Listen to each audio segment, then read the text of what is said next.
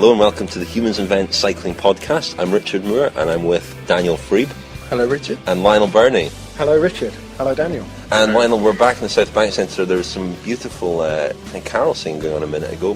That might form a sort of background to parts of the podcast. Well, it's, 12 days till Christmas, so a bit of carol singing. That's get us all in the festive mood. My jumper's very festive, isn't it?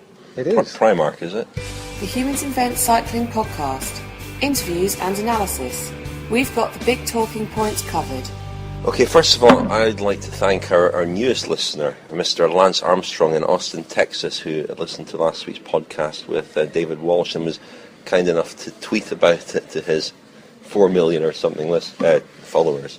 Right, we're going to talk about something completely different this week. We've got a couple of interviews to play. We've got the inimitable Oleg Tinkov and the equally inimitable Mark Cavendish. So, part one, but let's talk about Tinkov. We didn't talk about this last week because we had David Walsh on, but Daniel, you and I attended the very strange Tinkov press conference in London at the Google headquarters, which the announcement of that location led to much feverish speculation that Google were going to sponsor a cycling team. I suspect that if Google had been sponsoring the team, the press conference would have been slightly slicker than it was. But basically the press conference was to announce that Tinkov was taking over Bjarne Riis's team.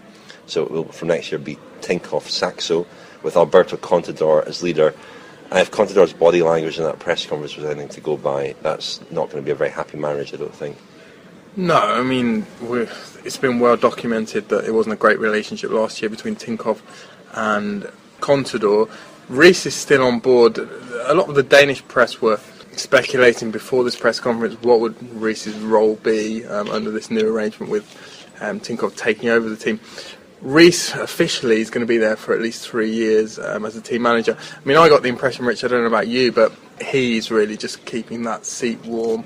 I think he fears the worst from the investigation currently going on in Denmark, and certainly the Danish press fears the worst, and they can easily foresee him being removed from that position, removed from professional cycling, at least for a period of a couple of years, as a result of that investigation, which obviously throws the whatever plans Tinkov and Contador are having to some doubt. Keeping him on in that role as a manager on a apparently very generous salary allows Bjarne Riis to salvage some dignity, I think, from the situation. And if the worst comes to worst and he is suspended or has to serve some kind of ban, that provides Tinkov with a reason to get rid of him as well, or to at least put him on leave. There was a strange atmosphere to the press conference. We were kind of squeezed into a little room, and there was much kind of fake joviality from There always is with Tinkov, isn't there? Yeah, and Contador wasn't really playing ball in that regard. But Riis, what interests me about this arrangement is that Riis is notoriously a bit of a control freak when it comes to his team in particular. And what we hear about him is that he has won great praise over the years. He's run quite an innovative team. He's praised for his sort of openness to different experts, whether it be people from the army to lead off-season training camps and so on. But what you hear is that he, when he brings experts in, he will often seek their advice and then overrule them. That he won't necessarily defer to their knowledge in that particular area. He often has the final word. Yeah, I mean, I think he was very hands-on up until roughly when Carlos Sastre won the Tour in 2008. And about the time he started needing to look for sponsors, he was spending less and less time at races, more and more time on the golf course. I think much like one of our new listeners, Lance Armstrong, I was told. And I think that's continued over the last 3 or 4 years. And I just get the impression that regardless of the Danish anti-doping investigation, I just wonder what is his great source of motivation now. It feels as though he's come to the end of sort of 2 separate cycles in his time as a team manager, one of which was forming this team with an enviable reputation, CSC, very successful. Then Contador came along and he made it his business to win the Tour again with Alberto Contador. Hasn't succeeded yet, but it almost seems to me as though the wind has been taken out of his sails a little bit. There is a feeling in Denmark that he thinks he didn't get enough credit for Sastre's win in 2008 partly because it was contentious. Sastre and Rees sort of fell out towards the end of that tour, and Rees is now determined to win the tour. There is a sort of feeling. There's a feeling of desperation about it as well, because if memory serves me correctly, it was only a few weeks ago they had a press conference in Madrid to announce that the future of the team was secure. Saxo Bank were remaining as title sponsor. Yeah. Tinkoff wasn't going to be involved. No. And then everything changed in the last few weeks. It's very, very, very strange. Nobody really commented on that. No, and I understand that there were various falling outs last year between Rees and Tinkoff. I mean, I remember when Tinkoff first came on board, and I put it to him that they were very, very different characters, him and Rees, and he said, my wife is just like Bjarne, she's Estonian, we've been together 25 years, she doesn't talk much, I do all the talking, so it will work just fine. And it seemed to work okay for a few months, but less so, I was told, last year, certainly at the tour. Lionel, why did you make a sort of zipping your mouth a gesture earlier on there? Just a bit like the one that our new listener made once to Filippo Simeone. Yeah. Just the idea of Bjarne Rees bringing in outside experts to consult us on various things. I thought we were going to have to get the lawyers involved there. Perhaps not, I don't know. Just on this, I hope that Rees and Tinkoff will have a different relationship to the one that Tinkoff has with his wife. But it strikes me that this is fire and ice in terms of their characters. Tinkoff is probably one of the more entertaining in a sort of theatrical, almost circus style way on Twitter, and Rees is famously, silent, the strong, silent type. I mean, sometimes you can talk to him outside the team bus and get almost nothing back from him. It's like Darth Vader, isn't it? It is like Darth Vader. Yeah, that's. But the way this has all come about, it's a bit like a cross between a sort of management buyout, in which the previous director is kept on in a sort of consultancy capacity, or a director of football being imposed above a manager. And I just from the little I know about how Rees works, I can't see how he's going to tolerate that level of kind of public meddling that Tinkoff is inevitably going to bring.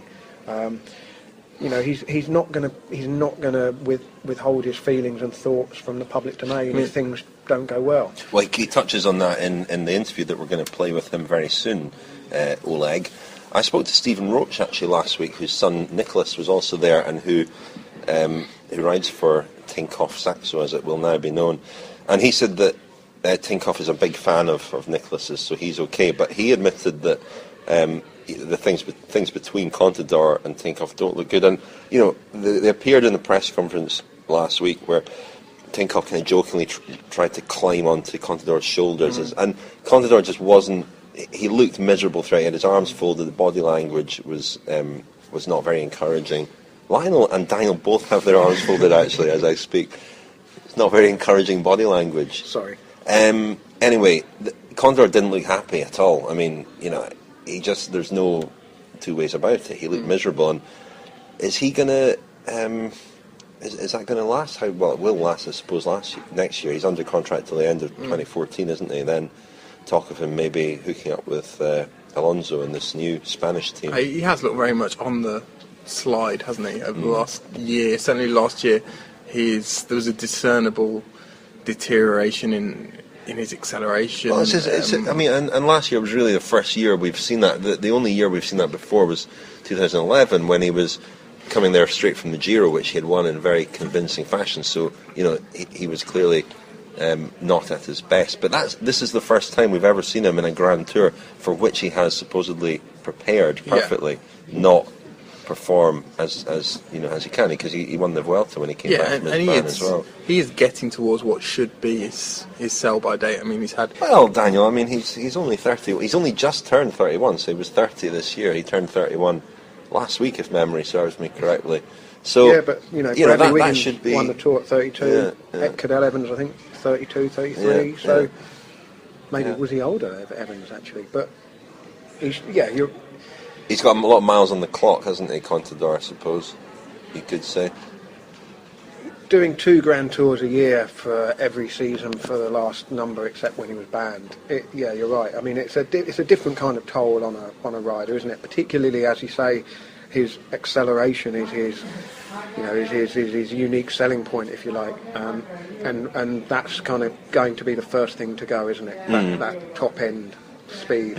Yeah, and we've seen last 2 years, we've seen domination of Sky, certainly in the Tour de France, but to a certain extent in the Grand Tours in general.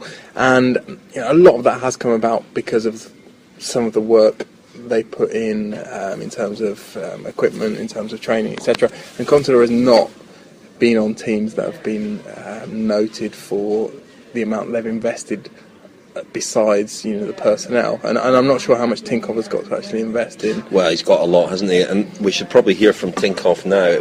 This was a little huddle after the main press conference, so there were a few journalists there, and you'll hear questions from some of them, including Daniel, who chipped in with a couple. It's an entertaining little interview, but it's difficult to know how seriously to take some of his answers. I don't know, some of them are clearly meant in jest, and we'll hear now from Oleg Tinkov.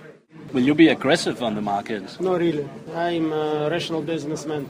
Not to forget, I'm not oligarch. There are two different Russians. Russians that made money on the oil and gas and the political connection, and there are some Russians, there are a few of them who made their money themselves, and I'm the second generation, or if you wish, new generation of Russian businessmen. And I'm efficient, I'm not stupid.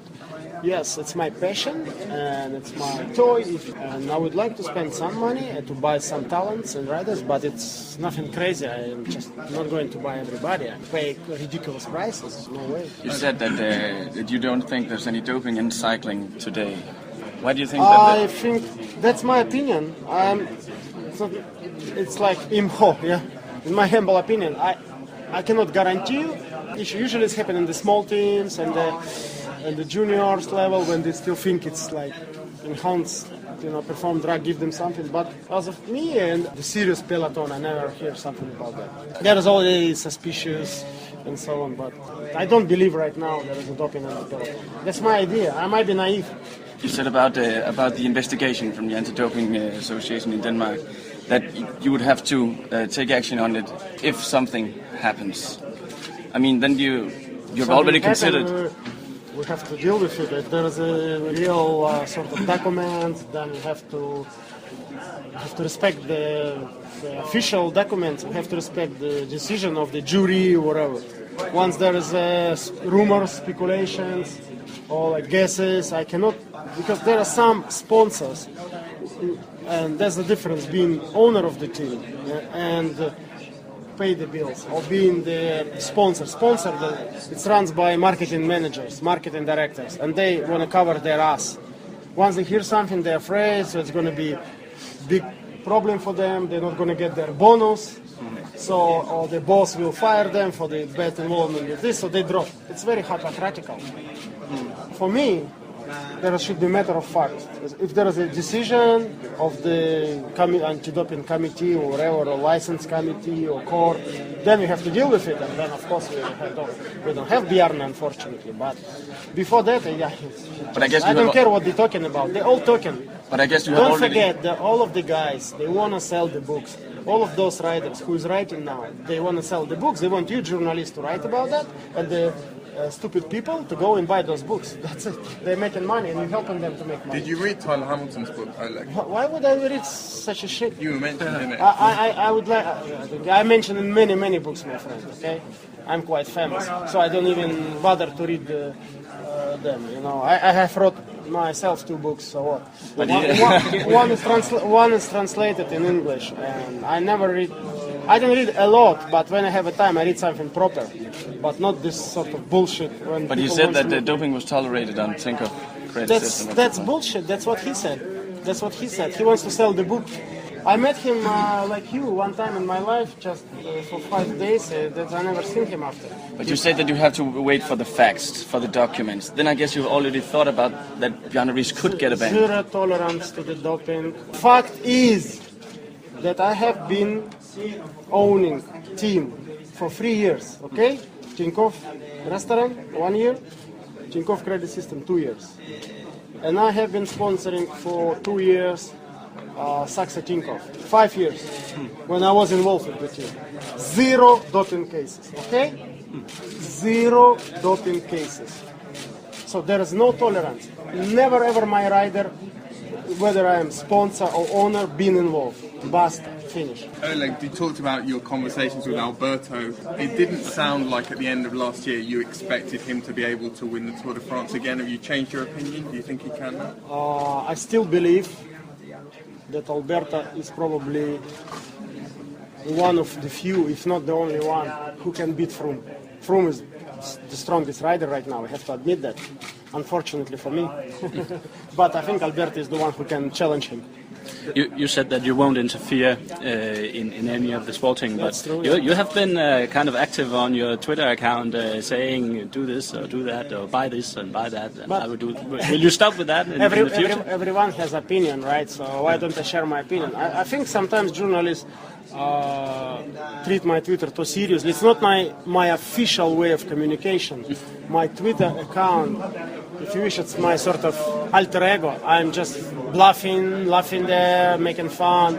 I believe that internet is for porn and Twitter for fun.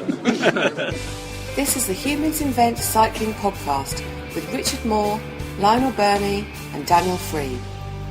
So that was our friend Oleg Tinkov, Daniel. Difficult to know what to make of him. Is he just playing a part? Is he to be taken seriously? Well, I wouldn't take what he says about doping, the kind invitation just to stop to stop asking questions about doping. I wouldn't take that too seriously. I don't think, as a team owner nowadays, he said that doping is over as far as he's concerned. I don't think that there are team owners necessarily controlling doping programs of whole teams now. I think we can be fairly confident of that.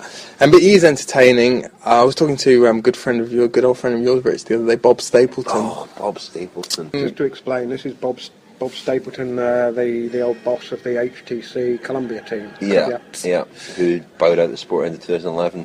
And he seemed to be... Bob Stapleton seems to be quite impressed with Tinkov. I mean, for all his bravado, for all his bluster, he was at pains to stress the other day a self-made man, unlike the other billionaires that have come into the sport. I think that at least he's passionate about the sport.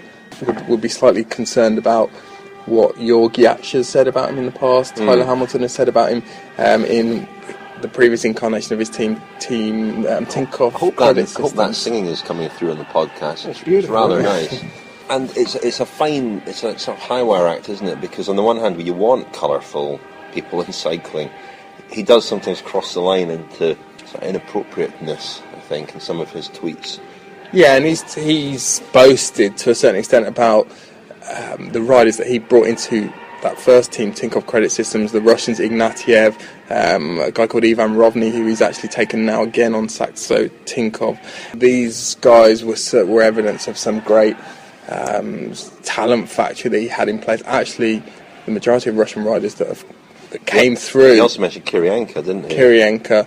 The majority of riders that came through that team, Russian riders, have pretty much disappeared over the last few years.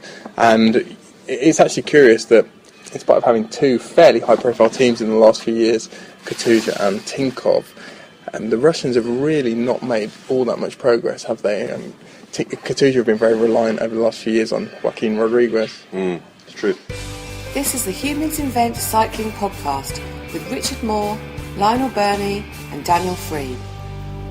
Let's move on, because we've got an interview coming up with Mark Cavendish, which was conducted around the publication of his new book, At Speed, which, Daniel, I think you've read that, haven't you? Yeah, I have now. Mark, looking ahead to next year, he's got a big year next year, hasn't he? Big test. Is this the biggest test of his career, what he does next year? Yeah, I think he's going to have to reinvent himself to a certain extent. I think he's already done that once or twice in his career. I think he'll have a much stronger team next year.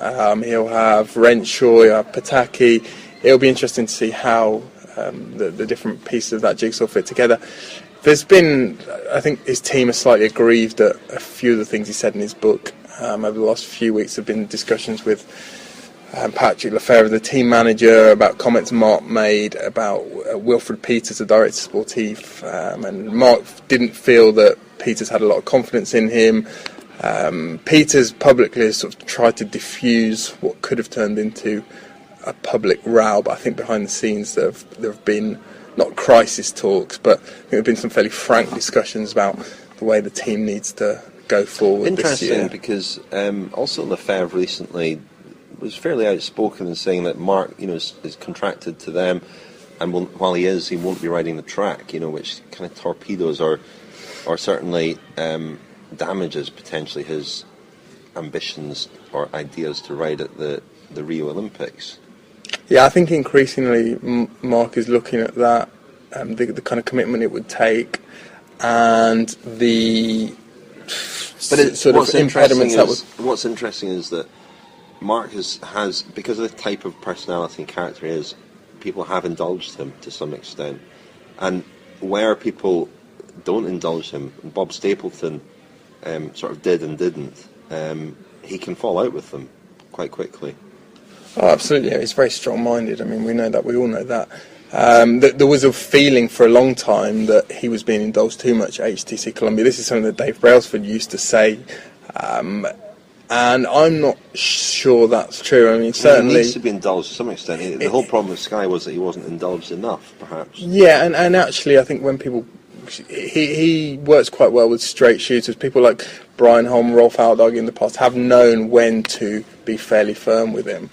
And I think he's getting that Omega Pharma. And Rod Ellingworth. Correct, yeah. Let's hear now from Mark, shall we? And then we'll come back, maybe chat about him a bit more with Lionel as well. I mean, have you started thinking about next year yet? We loosely talked through the programme next year with everything again based on the Tour de France. Obviously it's a big thing, the Tour de France has come to England for the second time since I turned professional. To be able to do 3 stages pretty special, especially the first stage finishing in Harrogate, my mum's hometown. Roads I know well there. Yeah. And, another sprint, another opportunity for me to try and pull on the yellow jersey. But the Giro, are you thinking that you'll miss that, or? Well, I don't know. We have to see. There's new people in the team, and we have to see what the goals of the team are for next year. What about Argentina, Qatar? I mean, do you know where you'll start your season yet? Not really. There's still some final things coming in. They haven't spoken to everybody in the team yet, but we'll know in the middle of December, really. And obviously a few little changes next year with Renshaw coming in, and Pataki will still be there as well, won't he? Absolutely. I think with them two I've got incredible experience and incredible commitment. I raced with Pataki once this year in the Tour of Britain, and we tried for 3 sprints. He won 3 sprints. I could just follow him exactly like I could Renshaw. Yeah. And, he was so smooth and so relaxed. It was beautiful. It was like following Renshaw again. So I think so with the two of them.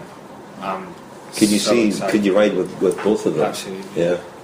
And I think they complement each other really well. Potentially they could both go to the Tour with you. Yeah. Who would perform what role in that? I don't know. We'll have to see how things go in the year, we'll have to see what the other goals are at the Tour and what the other goals are throughout the year for the team. But I know if I have them two with me in a sprint, as well as the other guys, I like to get Steemans, Matteo Trentin, and we've got a formidable lineup in a sprint train. Again, I mean, you've said again that, like sprinting, that leading out is not something you tend to practice. It tends to be something you just do in race situations. Would that be something you would change at all? Or? I think, we will work on it because we have got a structured group now. It's not like the beginning of this year where we were chopping and changing with different people. We didn't know who would fit where. But next year, at least we know what role people have to play, and we can definitely work on it. Another new rider, Rigoberto Urán, somebody you didn't have perhaps a great experience with him at the Giro 2012. Does it change anything, or do you think he'll do a different program? Because he's obviously a GC rider. Programs. I think we're the most successful team this year in terms of number of wins, and we've just been kind of missing on those GC points. And that was where Rigoberto was brought in. We can do the Hilly Classics in the GC, which we kind of haven't scored the World Tour points in. I think so. Definitely, he's a good guy to do that, and he's got a great support team. I know the climbers in our team are super good. They just needed this leader to work for, and he'll be great on that side of things. The chapter in your book on the Armstrong fallout and so on is interesting. But the one thing that caught my eye was your suggestion that you'd be willing to be tagged instead of whereabouts. Yeah. I've never heard an athlete say that before. Well, because I find the hardest thing is having to do that. I'm missing it on, imagine you get a doping thing because of an administrative error. That's not nice, and that's where it's going to come. If you're not doping, the only way it can come from is that. And if you get missed tests because of an administrative error, it's pretty scary stuff. And you had a scare at Bernie's wedding, didn't you? I had to go and do it. I had to go and text it. I just stood talking. If I wasn't reminded, I want to go and text it. Sometimes you don't know your flights. You can change the days. I think I was going to flight Burnings a couple of days before. No, the day of, and then I did it the day before. It's changing it. It's pretty scary, all that. Considering we probably get 40 or 50 out of competition tests a year. It's a lot of times that you have to be correct with it. If you're only getting, like in some sports, you get one a year. It's not even whether you're cheating or not. It's the fact that you can't really mess up on an administrator error. You're going to get tested once a year. If you tested that much, the chances of something like that happening is pretty scary. So I'd rather just that, and I don't have to think about it. It's a pretty radical suggestion. I'd rather that than just have to think it. I can see a lot of athletes refusing to do that, though. But you'd be willing? I would. I spoke to you in January, obviously, at the camp, and you were pretty happy. Does this feel like home, this team, now? I'm very happy in the team. I've got a lot of friends now built up this year. It's different than last year I came in, that everyone was real nice, but I kind of felt like I slotted in, but you still didn't have the personal relationships that I've got now.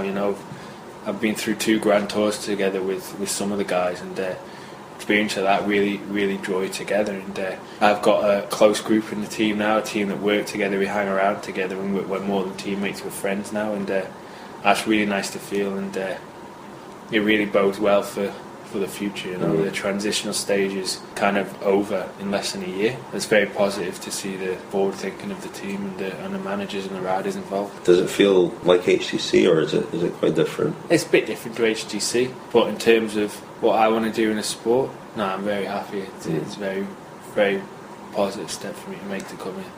I mean, how long is your contract with them? Are you another 2 years? There has been talk of another British team being set. Would that ever interest you? The only people I've heard that from is journalists. Yeah, maybe journalists are behind it.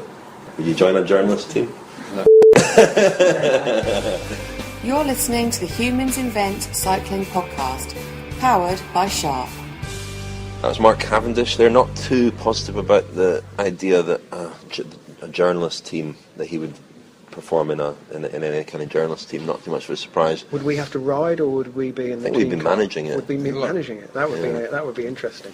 Yeah, you'd be mechanic, I think. You'd see you out there by the cars with a sponge and a bucket.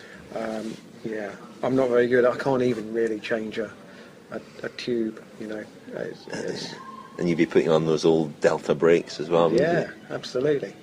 Anyway, Mark, what do you think about his next year? Big year for him. Well, I think sort of 3 things occur really with the move to Omega Pharma. First of all, it kind of happened quite late in the day. It didn't get finalised until quite late in the day, and Brian Holm made the point to me not that long ago when I spoke to him that although he was very confident that Cavendish would leave Sky and join Omega Pharma, there was a lot for the money men and the management to work out, and so the putting together of a team and the gelling of a sprint train didn't really start until they all got together in sort of January time, and there's not a lot of time to put something together, and that it was a learning process. And I think HTC Columbia made that sprint train look ridiculously easy because they'd worked at it, they'd built it up, they had certain types of personalities and riders that really they took it to such a level against, at the time, not a great deal of opposition. I think Brian said that at the time Garmin were the only other team that had half a sprint train, whereas now you've got Lotto Belisol, you've got Argos Shimano, who are dedicated rivals to Omega Pharma. You've got Cannondale trying to do a little bit for Peter Sagan as well. So that's one point. It was a work in progress, and with the addition of Pataki and now Renshaw, they will get better, because Mark Cavendish expects it to be at that level. Having experienced that with HTC, he expects that level again. The other point is that Omega Pharma is a very old school team still, although it's kind of changing with the way that Aldag and Holm work, bringing in the influence of what they did with HTC Columbia. There's still a kind of old school Belgian mentality that comes from Lefebvre. And the risk is with a rider like Cavendish, who's like your most reliable winner, he can deliver 15, 18, 20 wins a season, and so he races an awful lot. I think he did 96 days in 2013. He actually admitted in that interview, didn't play that bit, but he admitted that he perhaps did too much. Yeah, and he this year. started in Argentina at the Tour de San Luis in January. He won there. He won in Qatar in February. He won Depana. He won a stage of Depana in March, I think. April was when he took his break for the prior to the Giro, so he didn't really race much. That was the only month he didn't win a race. And it Scheldeprijs, I think, the Belgian one-day race, was another one that kind of signified some of the problems that Omega Pharma were having. Paris-Roubaix comes up on the Sunday, and Holmes said that all of the Belgians on the team really had 3/4 of their mind on Sunday's race and not their full focus on giving a lead out to Cavendish. And so Kittel was able to spring, a bit of a surprise perhaps at that time of the season. We wouldn't perhaps have expected Kittel to win against Cavendish in Scheldeprijs. So the signs were there that Cavendish, I think, had a very good season, but because the Tour de France dominates everything, and because Kittel won 4 stages and Cavendish won 2, that casts a sort of shadow over the whole of the rest of the season. So I think if Cavendish were to win 19 races again next year, but 4 of them were Tour stages, the perception would be entirely different compared to how it's been this year. And I think he may ultimately benefit from Kittel's success last year, because while we say that the sprint train Omega Pharma has been reinforced this year with Renshaw and Pataki, it certainly needs to be better organised than it was in the Tour. It would be to Cavendish's advantage if Kittel comes in with a huge sprint train, because Lefebvre has done what he's done several times in the past, and he's fallen back into the trap of trying to hedge his bets in the Tour de France this year. He's going to go in with Uran as well. Is he going to go I into the think Tour with there's Uran, a high likelihood that he will go in with Uran as well, unless there's too much opposition from Cavendish. And it will be a divided team. There will be Uran, if he is going for general classification, he'll have at least 1-2 support riders. Boonen is desperate to ride. Because of the stage over cobbles, it seemed as though he was never going to ride again. So Cavendish might go in a bit light on manpower, and he will need other teams. He will need Greipel's sprint team to be strong, and he will need Kittel's to be strong as well. The difficulty for Cavendish is that he has set the bar. I think we said on the podcast before, probably perhaps don't appreciate how good he is now while we're in the thick of his career. And really it will be once he's gone, and when we see that riders don't win the way he has won. I mean, even just winning the points competitions in the Vuelta, the Giro and the Tour over the course of, not even over the course of his whole career yet. That's something only 4 other people have done. And I think it's so easy to look at a season and through just the prism of the Tour de France. He gets very frustrated by this, and he got pretty frustrated by that when I asked him about it. Yeah, particularly when you look at the Giro and how brutal it was in terms of the what was the mountain on the penultimate day, Tre Cime de Lavaredo. Yeah. And the fact that he was trailing Nibali in the points. He had to get over that inside the time limit in terrible weather, a snowstorm. And then the stage into Brescia, okay, likelihood is he's going to win the stage or be high enough up there to take the points competition, but he still had to ride through 3 weeks of miserable conditions. And from the Giro, he went to Glasgow and rode a very tough race there, a pretty gruelling national road race, which he had to race in a completely different way. And I think that took a lot out of him. It took a lot out of him, and he had to hang around afterwards in the cold and so on. And that could be why he had turned up at the Tour. He was on antibiotics going into the Tour, wasn't he? I think Rob Hales said he woke up on the Tuesday after, not Rob Hales woke up, Cavendish woke up the Tuesday after the National Championships, the day before he's supposed to travel to the Tour, feeling just not right, like he was coming down with something. So, and talking to Brian Holm about the 2 days that stand out for him from the season, one is that National Championship where Cavendish and Andy Fenn were the only 2 Omega riders going in against Sky with how many, half a dozen, maybe more, that by rights, statistically, by rights, they had no right to win that race with just 2 men. And the other one, which we talked a lot about, was the stage in the crosswinds in the Tour, where, and Holmes says that's the day that stands out for him as the most memorable of his career as a director sportif. So Cavendish delivered some massive moments. He did. You can't have it both ways, though. I mean, he's the one who always talks about the Tour being the biggest race in the world. And, winning on the Champs-Élysées has been a huge thing for him the last few years. Was it 3 years in a row he won on the Champs-Élysées? 4 years in a row he won on the Champs-Élysées. So that is the stage for the sprinters. I mean, we should also pay respect to Kittel. For him, such a big guy, to haul himself over the mountains in the way he did on a pretty tough tour this year, pretty mountainous tour. He had a very disappointing debut the year before at the tour. Didn't make it past the first week, I don't think. And I think there was always a fear with him that he was going to be this kind of playboy, not playboy, but he's a good-looking bloke. He's a big, powerful sprinter in the mould, physically at least, of a Mario Cipollini. And would he be the sort of sprinter who might dazzle in the first week and then disappear as soon as the race hits the mountain? So I think for him, still young as well, to finish the tour, to win 4 stages, get through those mountain stages, win on Champs-Élysées, he's also going into the winter buoyed. Just back on Cavendish and Lefebvre, Lefebvre being the kind of the old school manager who doesn't get in on the ground and direct tactics or anything like that, but he is the boss of the team. And deepest voice in cycling.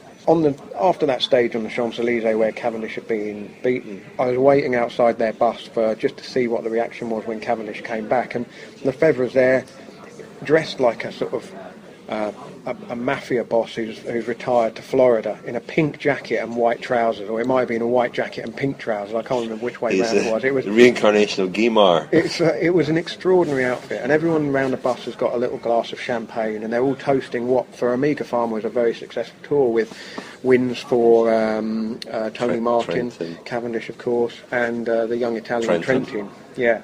So, but it struck me that Lefebvre there didn't really understand the character of his chief asset there, because his team has had some absolutely dog-awful tours when Boonan's been misfiring and everything's gone wrong for them.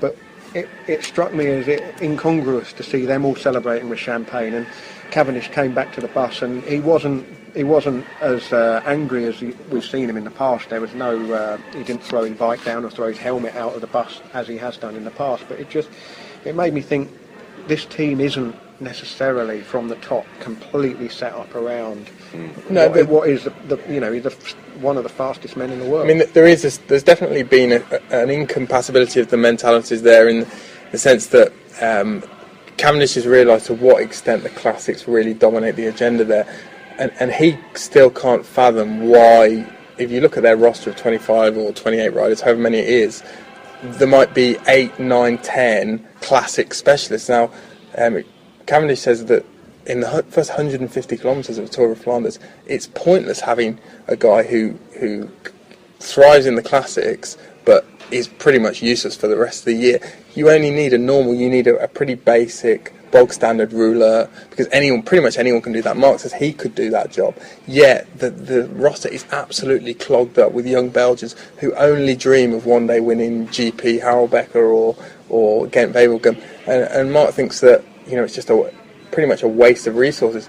And I know there have been discussions about this winter, this autumn, but it remains to be seen how much they've taken on board, because he feels that they are slightly one-dimensional. Perhaps it's a thing of the past to imagine a team built around one rider in these days of 30-man teams and multiple programs and all the rest of it. But if you're going to build your team around any one rider who's going to bring you a lot of wins, it would be Mark Cavendish. And it's you've got Cannondale, which is a team now that's really built around Peter Sagan, and here he is again in a team where they do, and especially with the hiring of Uran, they are, as you say, hedging their bets, spreading their butter quite thin. I mean, I think this is where perhaps, we talked about Bob Stapleton earlier, Rolf Haldog, Brian Holm.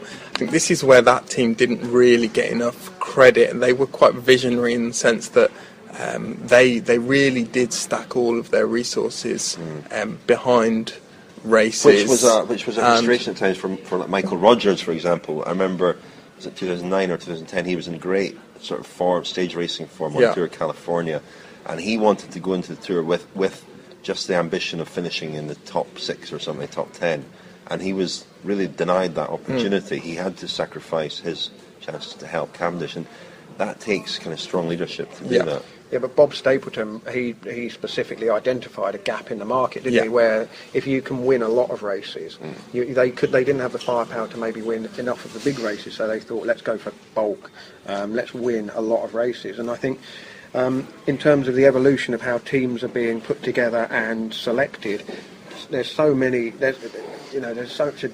a difference between the ones that are the best and the ones that are the weakest. And I don't know whether you know the answer to this, Daniel, but I mean, 2 weeks ago, Sky had their big meeting where they pretty much decide the season for every single rider. So if you went and asked a Sky rider what they're doing next year, they will know whether their focus is the Classics and the Welter or the... Yeah, I think every team's the same in that sense, though. Do you get that feeling, or do you get the feeling sometimes with a team like Omega Pharma, that everything's kind of up for grabs a lot more, even going into sort of key periods of the season? I don't know. I spoke to Bobby Julich yesterday, who was talking about, he's at BMC now, and he was talking about the difference between when he went from Sky, as he was forced to do last year, to BMC, just what an incredible change there was in terms of organisation.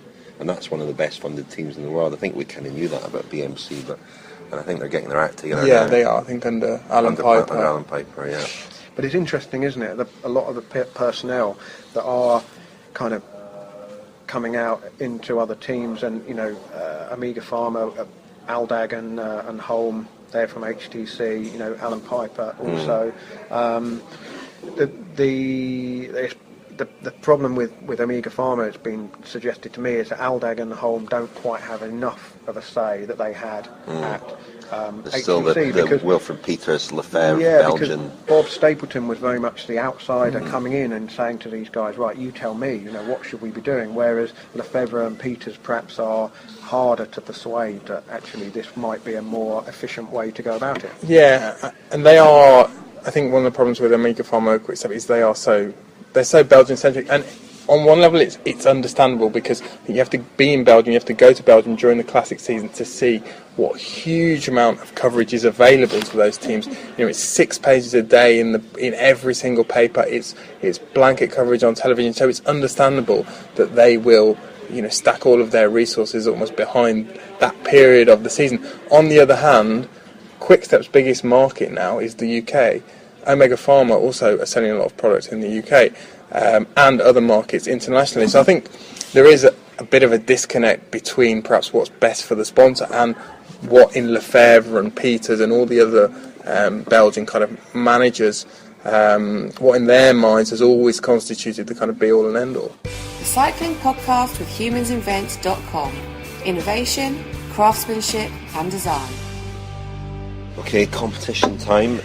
Still nobody has got the mystery voice. It's not Fabian Cancellara, it's not Andreas Clear, it's not Kurt Hasse-Arvidsson, it's not Bernie Eisel, Johan Brunel, Michele Ferrari, Hein Verbruggen. I think there's a bit of a theme there. I think people were a bit misled by the bad Santa clue. It's not Brian Holm, it's not Andreas Kloden, it's not Ralph Aldag, it's not Rolf Sorensen, and it's not Johnny Welts, and it's not Mauro Sant'Ambrogio. Clever answer. I think people... Bad Santa. It's not Billy Bob Thornton either. It's not Is that who played Bad Santa? So that's still our clue. The other clue is it's not a rider. Never has been a rider. Has he? Well, not a professional rider anyway. No, I don't think so. I'm pretty sure he's not been any kind of rider. So that's the clue. Here's the mystery voice. You should not become the fool of the media. Should not become the fool of a liar like him. And this is so disappointing from you, from the media. So that was the mystery voice. Please enter by tweeting at HumansInvent, #mysteryvoice. Do we want to add anything more to the pile of prizes? We've got Sky's the Limit, Inside Team Sky, Volume 3 of the Cycling Anthology. Not having my jumper, if that's what you're thinking, Rich. Your jumper? No. Anything else to add to the pile? Maybe a copy of Hunger by Sean Kelly? Yeah. I'll tell you what. We'll offer a copy of At Speed, the Mark Cavendish book. Will we? Yeah, we'll get a copy of that, because that interview was to publicise the autobiography, which is very good. How are we going to get a copy of that? Which I can recommend. How are we going to get a copy of that? We'll get a copy of that from the publishers, Daniel. I'm sure you've got some contacts. I haven't, there. actually. Anyway, let's hear it again. Here's the mystery voice. You should not become the fool of the media. Should not become the fool of a liar like him. And this is so disappointing from you, from the media. Well, that was the mystery voice. Enter at HumansInvent, #mysteryvoice for a copy of Sky's the Limit, Inside Team Sky, Cycling Anthology Volume 3, and Mark Cavendish At Speed. That's a lot of reading, isn't it? Hell of a prize, that. That'll take you through 2014, I would have thought. It's like Saturday Superstore when the prize was just like massive. Yeah. And this could go on forever. Good. Forever. the Humans Invent Cycling Podcast. For more articles, go to humansinvent.com/cycling. Any other business? We were going to mention briefly a couple of stories that were in the news this week. We should also mention briefly that we've got very good news on the podcast, that we can confirm that this podcast will continue in weekly form next year and in daily form at the Tour de France. We can confirm that. We've just had lunch with our sponsor, who assured us that our futures are secure. So it's only a rolling one-year contract now, isn't it? So. Any other business? Well, one story that caught my eye the other day was the Women's Tour of Britain is struggling for a title sponsor. I don't think this threatens the event, but it's quite a surprise, isn't it, when you consider the profile of cycling in the UK at the moment, the profile of some of the women cyclists who will be riding at the likes of Laura Trott, who's a major sporting star here. Odd that I don't know what they're asking for, obviously, but you have to look at the Sky sponsorship again. What do you think they're asking for? What's going rate, would you say? I have no idea. Lionel, have you got any idea? No. But I presume they would have asked Sky. Now Sky don't sponsor women's team, which is fairly controversial. Have they asked Sky, and Sky have said no? It's given their remit, given that their focus is not just on men's professional road cycling, it is a strange one, their apparent reluctance to get involved in supporting women's cycling. Well, the thing is, if indeed they have approached Sky, the problem is, from a purely business point of view, they would say, well, we've already got a stake in the British women's team. They've already got Laura Trott riding around in Sky-branded British kit. One of the big sort of hidden sort of controversies, if you like, is that the words Great Britain don't even feature on the Great Britain kit. It says British Cycling and it says Sky and it says, I think, maybe Gatorade. I can't remember from the last time I saw it. But so Sky's branding, it already runs to the core of that very successful women's team.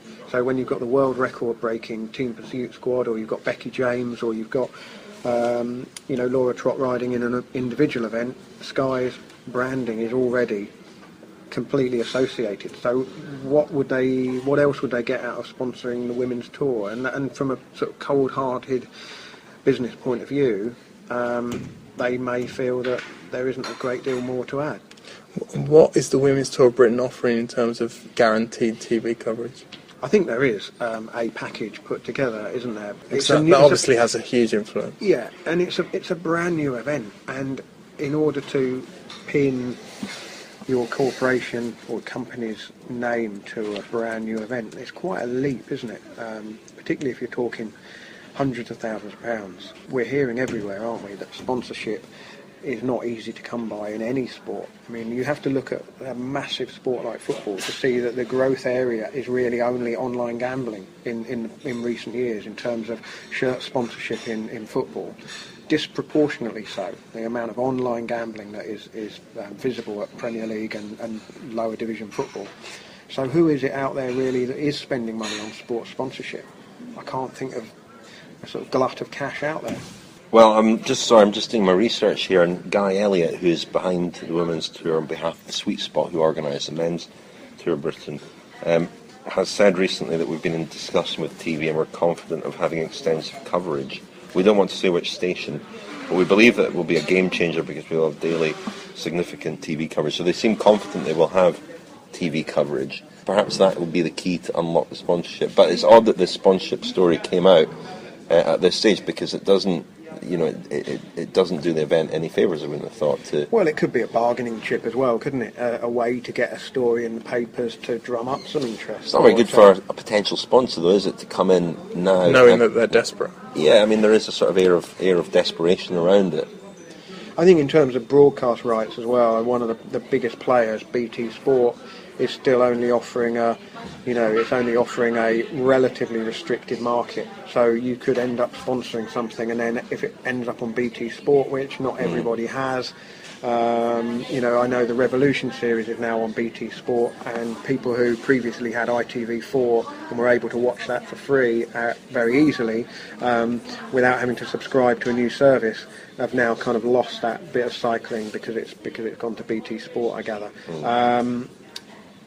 So again, if you if TV is the kingpin and they haven't got that in place yet, that does make it harder. Any other business, fellas? You mentioned Richie Port earlier, Daniel. Yeah, just slightly surprised that it has made news.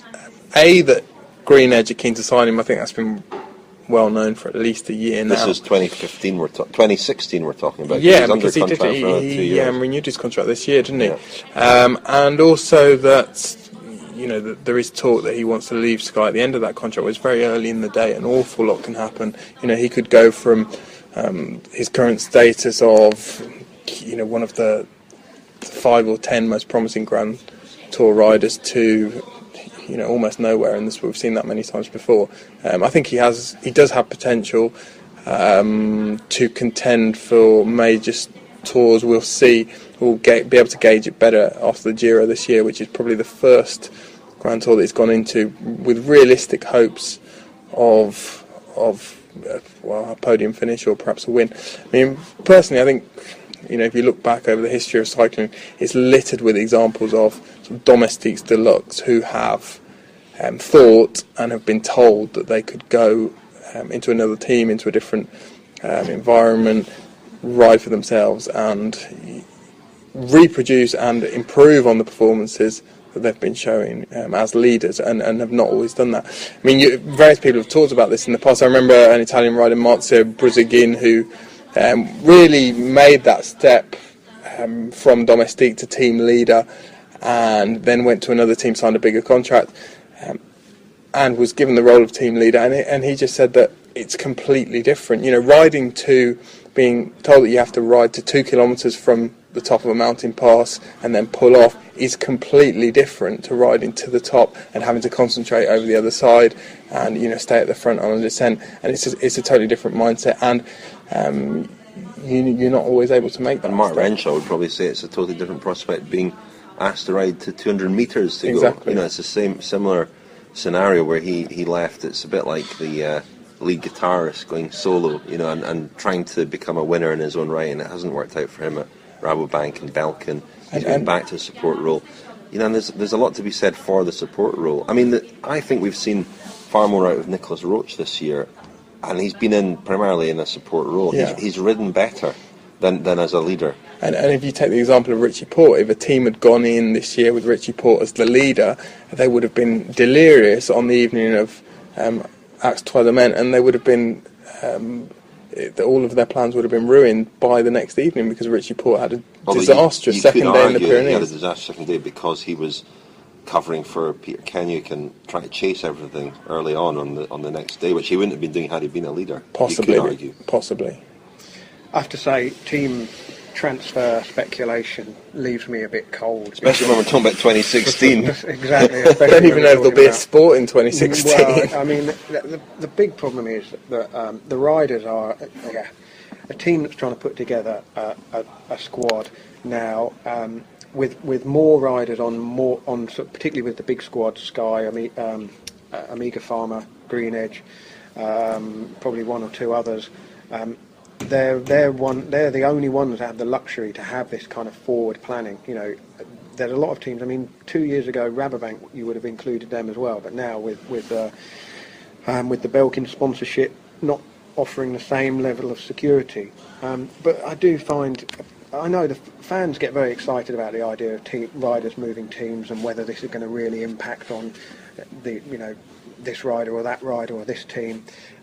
But really what happens is that everybody starts racing again in January or February and it all settles down, and it's as if we very quickly get used to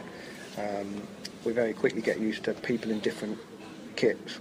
And Richie Port... The novelty lasts for a couple of laps of that criterium in Adelaide. It does, yeah. And Richie Port will or won't evolve into a Grand Tour contender. I know that's a... Brilliant, thanks for that. Great analysis, What Lionel. I'm saying for more of that analysis, stay tuned. What I'm saying is he will or won't, whether he's with Sky or with Orica Green Edge in future, it's whether his legs are able to make him into legs and his mind are able to make him into a Grand Tour. And that sounds... Yeah. Brilliant. You've taken the Mickey there, but it's a great note to end on, Lionel. We don't know if the sport will still be around in 2016, but I'm pretty sure this podcast will be. Don't know what we'll be talking about, mind you. It might be, it might not. I'm sure it will be. Based on today's lunch discussion, I think we're probably good to go. Excellent. Right, well, we're going to come back next week for one final podcast for 2013. It's going to be a retirement special podcast. Daniel came up with this idea, so it's all his responsibility. He's got to organise it in the next week. But you went through the list of, can you rattle through some of the names of riders? It's the real end of an era. A couple of my favourite, Menchov and Kloden. Menchov, Kloden. Pinotti, Kazar. Van der Velde. Fletcher. I mean, it really is There's a kind of huge number of top riders. Yeah, and it is a lot of the sort of emblematic, perhaps not the most well-known riders of that generation, but it's a lot of real mainstays of what has probably been pejoratively referred to as the EPO generation, or the kind of last throes of the EPO generation. With a couple in there who certainly stood apart from that crowd, it should be said. I think you're going to try and fix up a couple of interviews with those guys, Daniel. Rich, I did promise one. One or two. I think he's delivered a minimum of one with an expectation of two. So we'll look forward to that. Thank you, Daniel. Thank you, Richard. Thank you, Lionel. Thank you, Richard. The Humans Invent Cycling Podcast.